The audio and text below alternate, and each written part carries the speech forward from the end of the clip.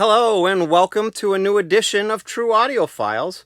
As always, I'm Jim Carter. So we're going to do another sound quality shootout this week.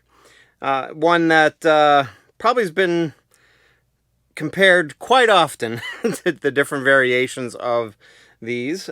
I am going to be doing a sound comparison between three, not two, three, probably the most recent kind of blues. At least two of them are considered probably the ultimate versions by whoever you want to talk to. So the first one that I will show you would be the most current one that just came out, is the UHQR Analogue Productions version, 33 1/3. This is basically taken from the stampers that Bernie Grunman cut back. It was in, I think, the late 90s with Classic, and it was released on Classic Records. And it's basically the same one, but just done with better quality vinyl, a different pressing style and format, and you also have the nicer packaging and whatnot. So that's that version. Then there is also the Mobile Fidelity one that came out a few years back and is still in production. This is number 798. I think they're up to like 30,000 at this point, but this is a 2LP 45 RPM set on really good quality vinyl. Not quite the clarity vinyl or the super vinyl on the new one steps. This was basically a one step before they made one steps, because it's got a similar packaging, 2LP 45 RPM set. Probably use the same vinyl composition that they use on the first couple of one steps. They beefed up the packaging maybe a little bit on the one steps, but and then this also didn't use the one step process, but all the other things are very similar. I'm guessing this was kind of a trial to start the one step process in terms of looks and feel and stuff like that. But anyways, so there's that one, and then I've got kind of basically the current Sony reissue. This is actually a special one because it's a Blue Marble edition, but it's the same pressing. It's actually done by Kevin Gray, so pretty respectable person cutting the vinyl here, and pressed on 180 gram vinyl, and the current one is pressed on black 180 gram vinyl. So how do they compare? Is the new Analogue Productions UHQR really the best of all of them? It's $40 more than the one step, the Mobile Fidelity one, and the Mobile Fidelity one's probably $30 more, $30 or $35 more than the current pressing. So how do they stack up? So I listened to almost every single track on this, because there aren't very many tracks to begin with when I did the A-B comparisons of all of them. So on the UHQR, I listened to it. It had a super wide soundstage, definitely went beyond the speakers, had a relatively deep soundstage. The accuracy was definitely great. Definitely had a good ability to differentiate between the different instruments on the recording, and it was very pleasing. The cymbals, I think, stood out to me the most as being super resonant, and really had a good fade. The fading of them and just the presence of them was just really, really incredible. It was something that really stood out when I listened to them, and just seemed very natural and very organic, just really nice sounding. And then one other thing that really stood out too on the UHQR is the brush sound, on the brushes on the cymbals. Those seemed just super clear and natural and accurate. It was pretty impressive. When it comes to the pressing, I have to say that it's definitely better than the other Clarity vinyl I own. I own, I guess, about 4 different Clarity vinyl. Some older than the others, like the original Classic Records Clarity vinyl, then the Clarity vinyl that they used on the Jimi Hendrix Are You Experienced UHQR, both the stereo and the mono. All 4 of the different ones I've had in the past have definitely had some moments of surface noise that were really kind of, well, irritating for lack of a better word, and something that I wouldn't expect on vinyl that was considered to be at that level of quality. You know, when it was quiet, it was super quiet, but it had often had some areas of surface noise, spots of surface noise. This current one, the current clarity vinyl, definitely looks like it's a little different. It's a little bit more clear than the older models, which are kind of a milky, transparent, milky color to them. This was was a little bit clearer in color. So, and I definitely didn't get the spots of surface noise like I have on the previous 4 versions. So that was really good.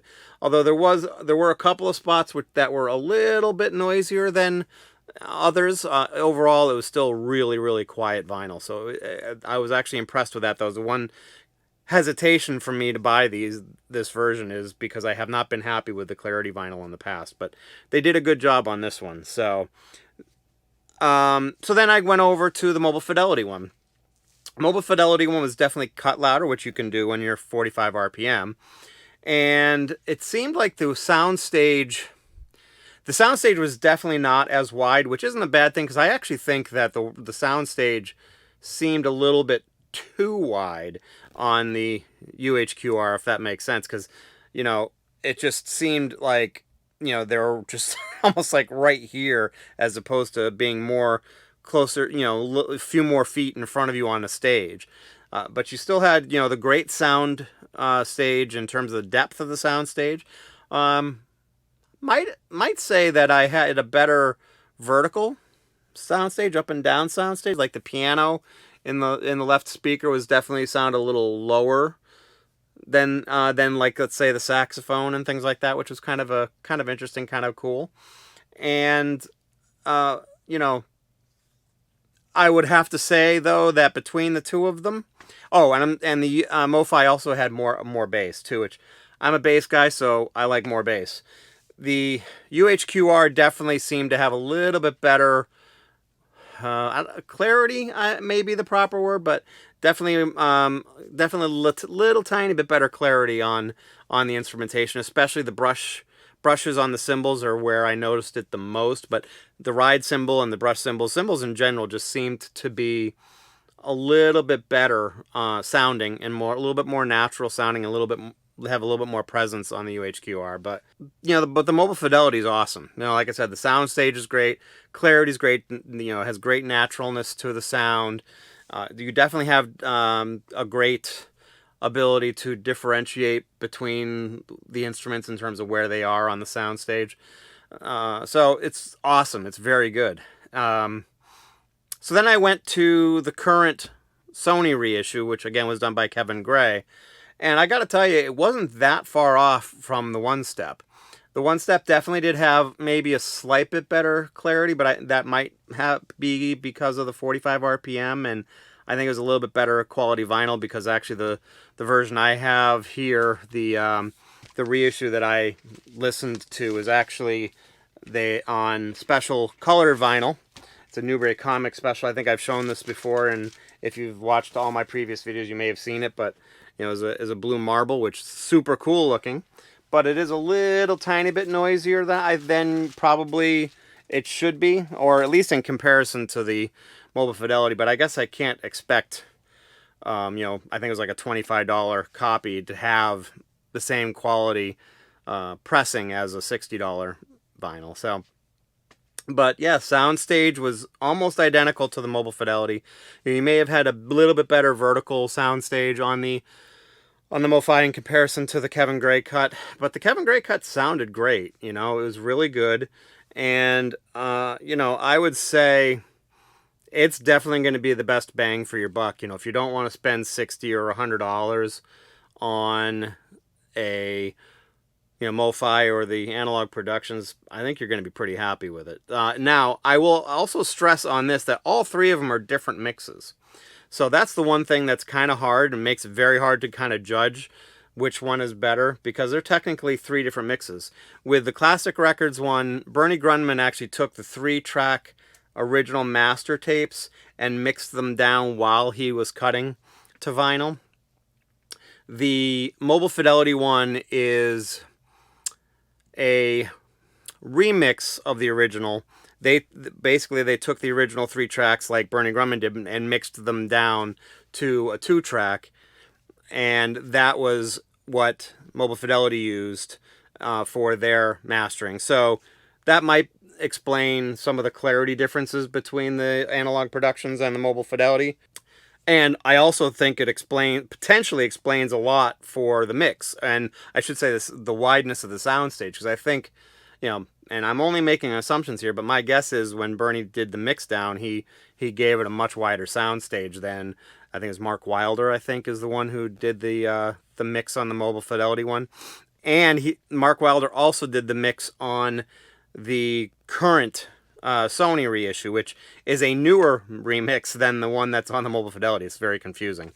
The current one, I believe, is a high-resolution digital remix. So just to kind of put that out there, if that matters to you at all, it shouldn't. But I believe that the current one is digital, but it's high-res. It's like 24,192, and it still sounds incredible. So that's basically where you have it. Then where I stand with these is the Analogue Productions / UHQR version definitely had a better clarity to it, but not by a ton, but it was definitely noticeable, most noticeable on the cymbals, brushes on the hi-hats and ride cymbals, stuff like that. And a wider soundstage. I'm not a big fan of that wider soundstage, so I think I might even lean more towards the Mobile Fidelity, even though it didn't have as good a clarity, just because it still had phenomenal clarity, had the better bass that I'm a fan of, so the bass thing could be a thing. If you don't like, more bass, then maybe the UHQR one is still for you. And I believe that the new one that's on the Sony, the cheaper one that's done by Kevin Gray, I don't believe that had quite as much bass as the Mobile Fidelity one either. So I guess that's where it stands. If you like the wider soundstage, a little bit better clarity, you go with the UHQR Analogue Productions one. If you like a little bit more bass, maybe, in my opinion, a little bit more natural soundstage where it almost sounds like they're on a stage instead of sounding like you're on the stage with them, then I would go with the Mobile Fidelity one, which is $40 cheaper. And, if you don't want to spend $60 or $100 on one, you just want a good quality copy of it, you definitely can't go wrong with the current one that's out there. I mean, I was at Barnes & Noble today, and they actually had a copy of that in stock. And like I said, I want to say it's less than $30. It's in the $25-ish range. So that's definitely going to be hands down your best bang for your buck at the as long as you're okay with a digital version of of the album. It sounds phenomenal. So there you have it. There's no clear-cut winner unless you're solely basing it on clarity and, wideness of soundstage. So that's my view. I'd love to hear your take on it. Please comment below. Like the video if you liked the video. Subscribe to my channel. Hit that alert bell to let you know when my videos come out. Check out my social media pages, which are down below. I'm on Facebook, Twitter, and Instagram. So that is everything I've got for this week. I hope you enjoyed it, and I hope you have a great week. Thank you very much.